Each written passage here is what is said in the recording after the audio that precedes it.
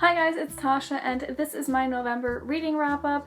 In November I read a total of 5 books. The first book I read was The Sun is Also a Star by Nicola Yoon. I received an ebook arc of this through NetGalley. We follow Natasha and Daniel as they meet on this certain day. Natasha is about to be deported back to Jamaica and Daniel's about to have one of the most important interviews of his life on this day. It's about them meeting and the story only takes place on this one day and it was incredible. I loved it so much. I gave it 4 stars.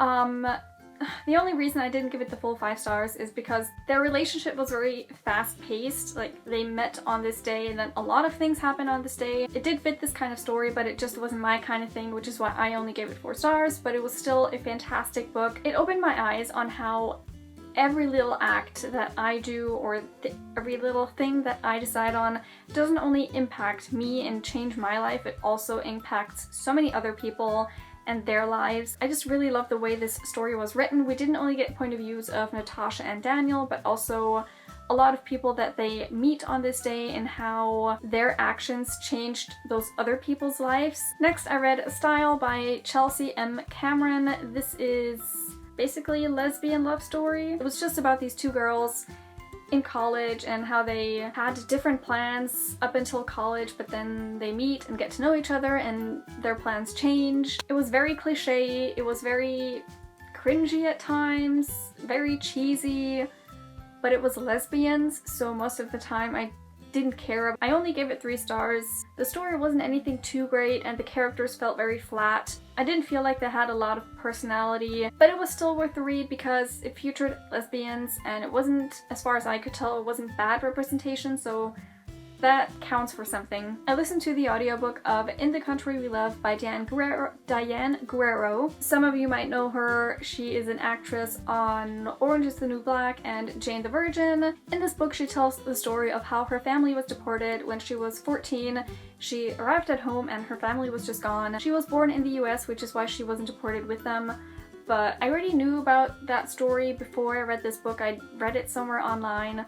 But she goes a lot more in depth about how everything happened and how her family life was before that and how she dealt with everything after that. It was very inspiring. I loved this book so much. I enjoyed listening to it. Diane is such a strong person, and even though she was at such a vulnerable place, being left alone at the age of 14, her family was just gone.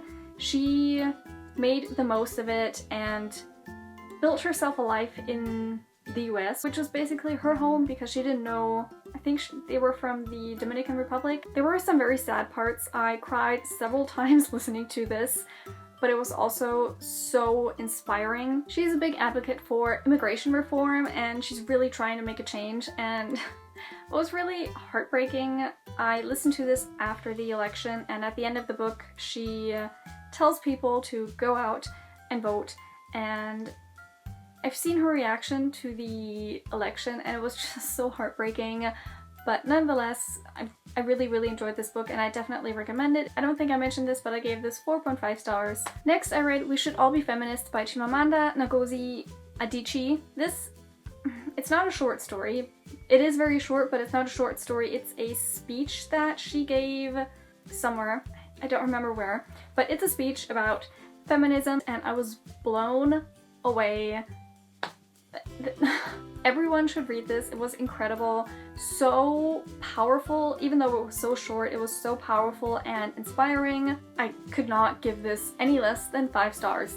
This was amazing. And the last book I read in November was More Happy Than Not by Adam Silvera. This is a young adult book which takes place in our kind of world, but there's this procedure called LITIO procedure, something like that, which is a memory repression, memory altering kind of thing. Basically, if you go through with this procedure, you can have certain memories repressed.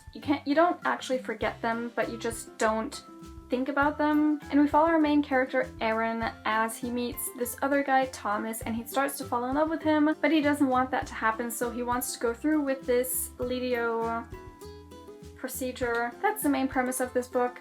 It deals with a lot of other topics like suicide and mental health and sexuality So it deals with a lot of important topics, and that's something I really liked about this book, and the way Adam Silvera brought those into the story. But other than that, this was just an okay read for me. This is a very hyped up book, so I was very excited to read this, but I was kind of let down. Maybe my expectations were too high, but there was a lot of build up to the actual story, which did make sense. Like, otherwise it probably wouldn't have worked the way it did, but for me, I was just kind of waiting and waiting and waiting, and by the time something happened, I was just like feeling kind of meh about it, which was really sad because I did really want to enjoy this. Not that this is a bad book, it was just the way it was written. I don't think it was for me, so I only gave this 3 stars, but I would definitely still recommend it. So those were the 5 books that I read in the month of November. I would love to know if you have read any of these. Tell me down below in the comments so we can chat about it.